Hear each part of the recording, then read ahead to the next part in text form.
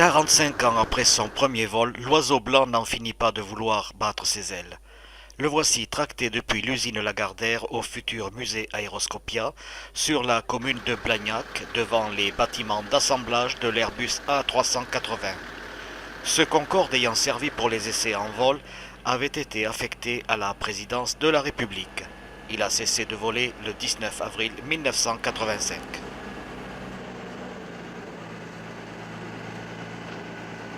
Monsieur Roca, bonjour, vous êtes donc le président de Aéroscopia. Bonjour, je suis directeur du département Airbus Héritage. Alors aujourd'hui c'est un grand jour avant l'événement que l'on attend, c'est-à-dire l'inauguration du musée. Donc que pensez-vous de cette manifestation ? C'est une très belle journée pour l'histoire de l'aéronautique à Toulouse. C'est l'occasion d'un transfert exceptionnel. C'est le dernier voyage de Concorde.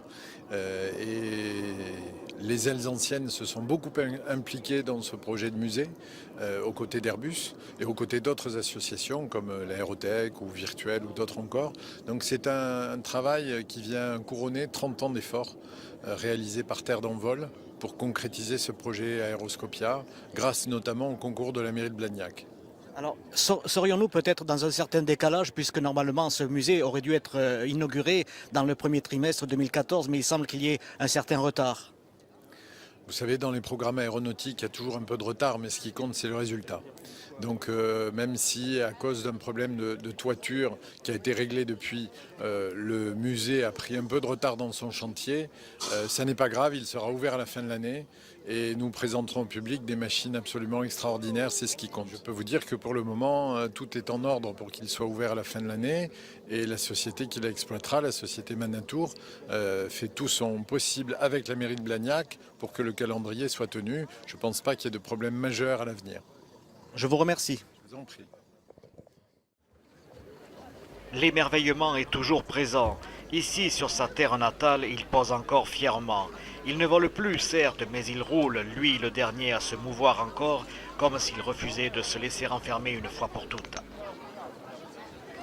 Michel Rétif, merci, Oui. bonjour. Oui. Vous êtes donc un ancien de Concorde, mécanicien à bord, je pense. Oui, je suis mécanicien navigant, oui. Vous étiez avec André Turca. Ah oui, tout à fait, oui. Et aujourd'hui, qu'est-ce que vous ressentez? Une certaine émotion, Ah j'imagine. bah évidemment, oui, oui, parce que sur cet avion-là, on a passé des heures et des heures, hein. Des heures de vol d'essai. Hein. Sur celui-ci, présentement? Ah oui, tout à fait, oui. Mhm. Sur le prototype, en premier lieu. Mais Le numéro celui-ci, c'est l'avion de série numéro 1 qui a servi à la certification. Alors c'est un avion qui est instrumenté et sur lequel on a dû faire toutes les démonstrations possibles et imaginables de, si vous voulez, de maniabilité, de performance, de Mach, de basse vitesse et tout ce qui sont. Et alors ça, bien sûr, c'est... Là du domaine de vol certifié. Et ça, bien sûr, c'était dans les années... Bah, les années 73, 74. Vous n'étiez pas en compagnie, vous avez travaillé... Ah non, non, non, je n'ai jamais été en compagnie. Jusqu'à quelle époque vous avez travaillé chez Airbus? Ah bah écoutez, moi, ça doit se voir, je suis ancien. J'ai travaillé au départ chez Marcel Bloch, les avions Marcel Bloch, avant la Seconde Guerre mondiale. Alors, j'étais tout jeune et de fil en aiguille, je suis arrivé, j'ai appartenu au personnel de la SN Caso, Sud Aviation et Airbus. Et je n'ai jamais changé d'employeur, mais c'est mon employeur qui a changé de nom. Tout. Et le dernier appareil sur lequel vous avez travaillé, c'était lequel? Concorde. C'était le dernier, votre dernier? Tout à fait. Vous êtes peut-être à Colomiers, vous résidez dans la région?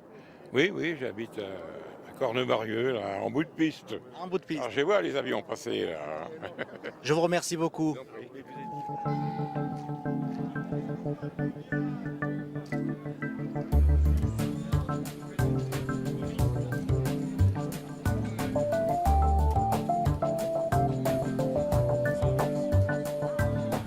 Ewen, bonjour. Quel âge as-tu? 8 ans. Quel est cet avion que tu photographies avec passion? Le Concorde? Est-ce que tu l'as déjà vu à la télévision quand il volait? Non, jamais. Tu aurais aimé aujourd'hui le voir voler?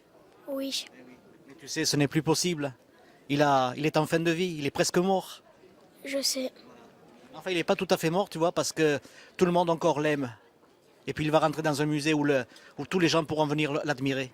Et je viendrai au musée très certainement. Eh bien, je te remercie.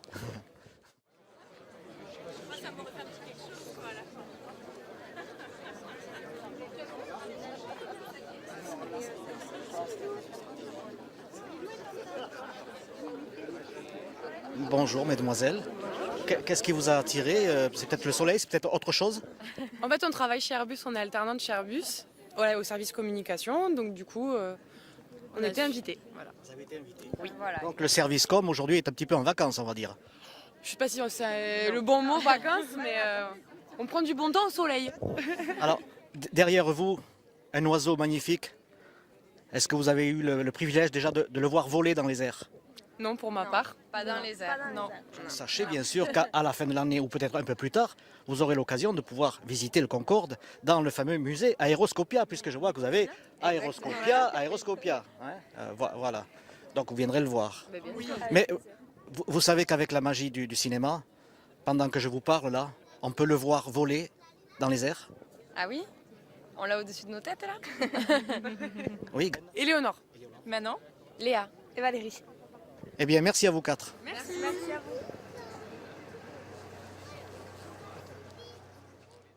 C'est aussi permettre aux ailes anciennes de mettre en valeur les nombreuses machines qu'ils ont restaurées, donc un travail de conservation, de préservation du patrimoine aéronautique. Mais ce qu'on veut, c'est que ce soit aussi un élément qui favorise le tourisme industriel et le tourisme d'affaires. Bernard Keller, merci de m'accorder une petite minute parmi votre temps précieux aujourd'hui. Grand bonheur, non?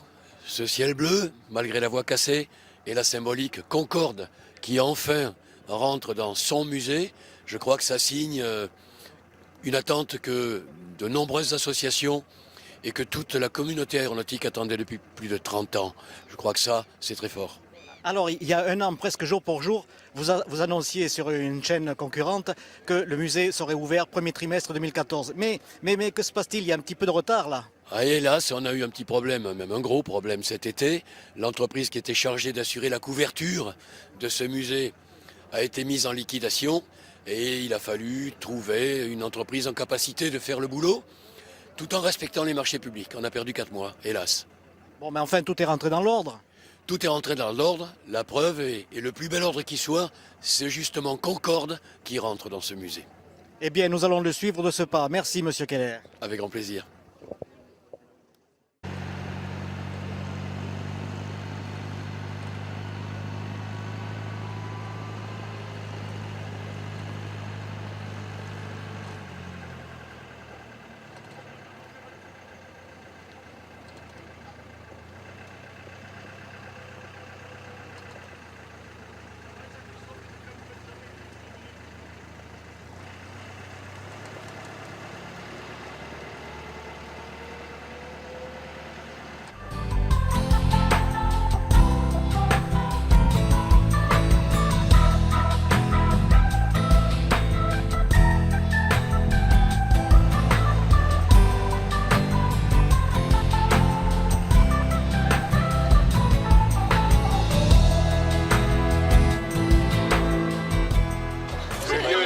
C'est magique.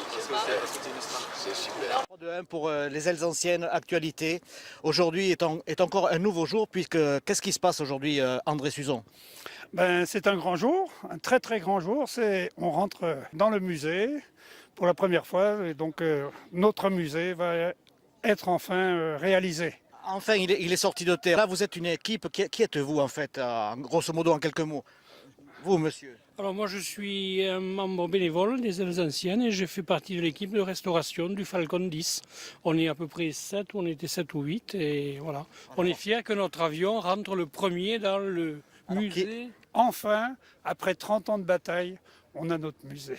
Oui, je sais que vous êtes un fervent batailleur, on va dire, pour ne pas dire autre chose. Oh, il faut vraiment en vouloir pour arriver, 30 ans après, arriver à ce niveau-là.